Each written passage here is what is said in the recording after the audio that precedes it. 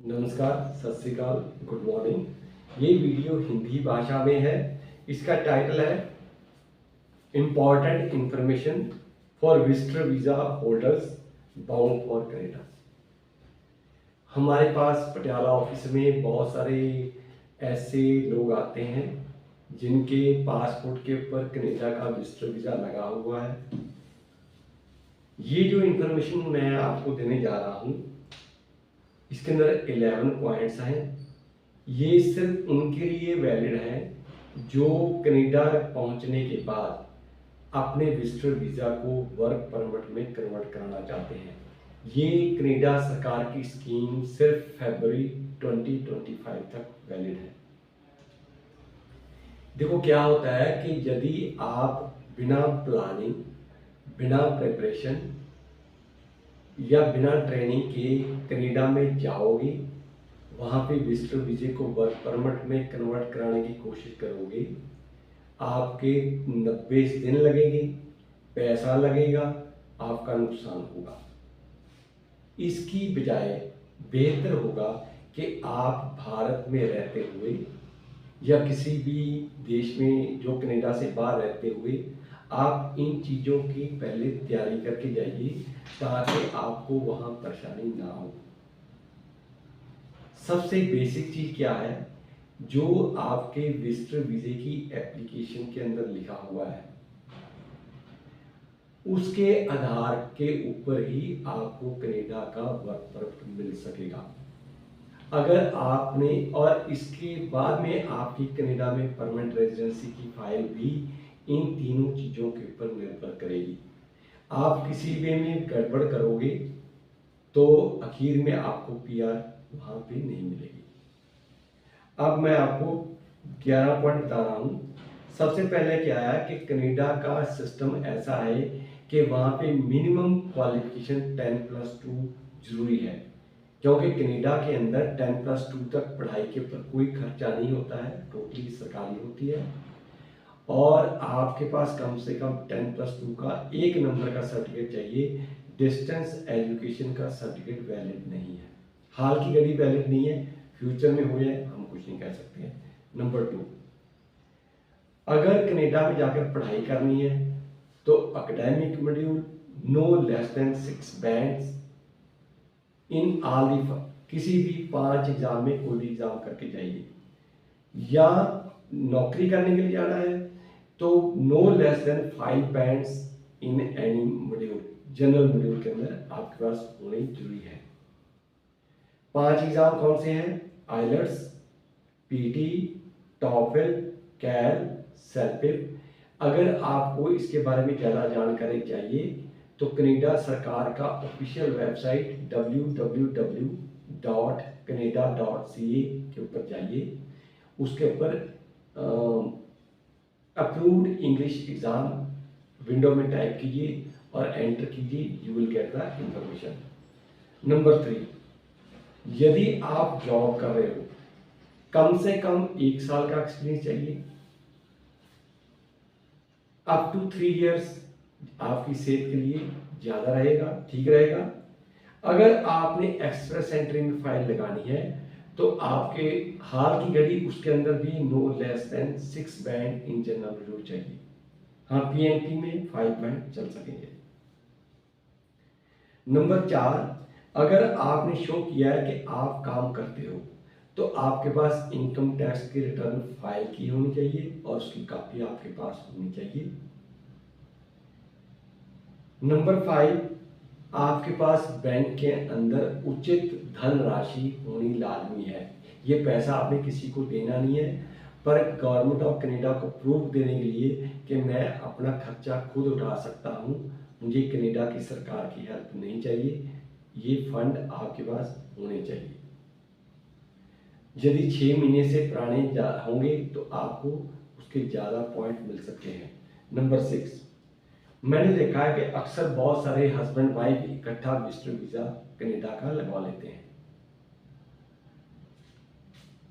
देखिए, आप दोनों अपने फ्री में एप्लीकेशन है आपके आईफोन और या सेल फोन या कंप्यूटर के ऊपर, आप सीआरएस स्कोर कैलकुलेट कीजिए टोटल 1200 पॉइंट होते हैं।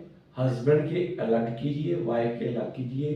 पहले दोनों में से एक को जाना चाहिए जिसके CRS स्कोर ज़्यादा है, क्योंकि वो वहाँ जाकर अपना वर्क परमिट ले लेगा या LMIA ले लेगा। तो यदि जब उसको सोशल इंश्योरेंस नंबर मिल जाएगा तो अपने स्पाउस और बच्चों को कनाडा में वो बुला सकते हैं। नंबर 7, देखिए इंग्लिश का टेस्ट पास हुआ या नहीं हुआ, कितने बैंड आए कितने नहीं आए, उसकी बात छोड़ो। कनाडा में जो भाषा कम्युनिकेशन की है वो सिर्फ इंग्लिश या फ्रेंच है। एटलीस्ट आप भारत में रहते हुए 1 महीना किसी 10+2 इंग्लिश टीचर से, जो हाई स्कूल या 10+2 के स्कूल में पढ़ा रहा है, उससे इंग्लिश बोलना जरूर सीख लीजिए। जैसे अपनों घर में हिंदी या पंजाबी चाहे सही है चाहे गलत है, सेंटेंस वाइज है या नहीं है, प्रोनाउंसिएशन सही है या गलत है, नोबडी बॉदर्स, पर आपको इंग्लिश भाषा में ज्ञान होना जरूरी है। नंबर 8, चाहे कानून मुताबिक कार ड्राइविंग लाइसेंस की जरूरत नहीं है, पर क्या होता है कि कनाडा के अंदर पब्लिक ट्रांसपोर्ट कम है। आपने जो शाम की शिफ्ट करते हो फ्रॉम 3 PM टू 11 PM, तो आपके आने जाने के लिए बिना कार के कोई साधन नहीं है, क्योंकि उन देशों में ठंड पड़ती है, स्नो पड़ती है।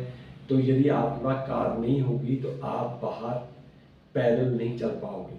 सो आप भारत से, चाहे आप स्टडी वीजे पे जा रहे हो, वर्क परमिट पे जा रहे हो, चाहे पक्के तौर पे जा रहे हो, आपको ड्राइविंग लाइसेंस होना चाहिए और आपको कार चलानी सीख लो।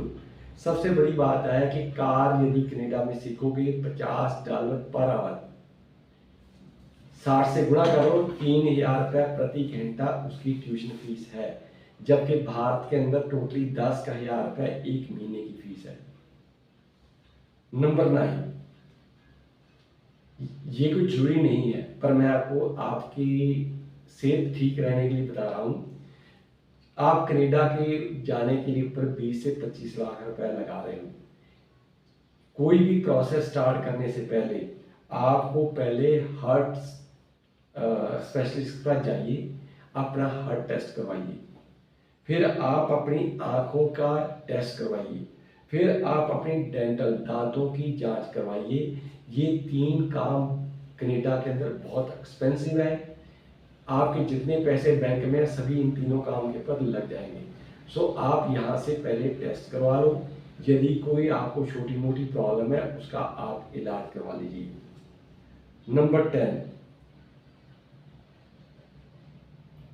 जो पहले लोग भारत से कनाडा जा चुके हैं वो हमें बताते हैं कि उनको वर्क परमिट या LMIA लेने के ऊपर 20 से 25 लाख रुपया खर्च आता है, जबकि कनाडा के अंदर जॉब लेने और देने के लिए ये एक क्रिमिनल एक्ट है, पर आपके पास उचित फंड भारत में होने चाहिए।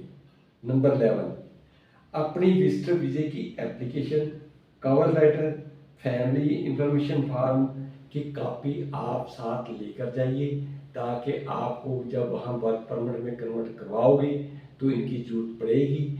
यदि आपके पास ये डॉक्यूमेंट नहीं होंगे तो इस डॉक्यूमेंट को निकलवाने के लिए 90 दिन का टाइम लगता है। नंबर 12, जो मुझे बाहर में जाना है, जो आपकी भारत में क्वालिफिकेशन है उसकी ECA करवानी जरूरी है। ये क्यों विषय उठा है कि बहुत सारे लोग बोगस सर्टिफिकेट लेकर कनाडा तो पहुंच जाते हैं। देखो, कनाडा सरकार जब आप PR की फाइल लगाओगे उस टाइम पर आपकी एजुकेशनल क्वालिफिकेशन की वेरिफिकेशन करेंगे, तो बेहतरीन होगा आप ये प्रोसेस यहाँ से पहले करवा लीजिए, ताकि ये काम की वजह से आपकी PR ना रुक सके।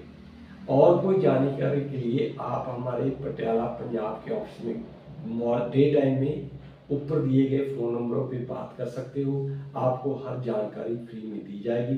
Thank you very much. Stay connected with us.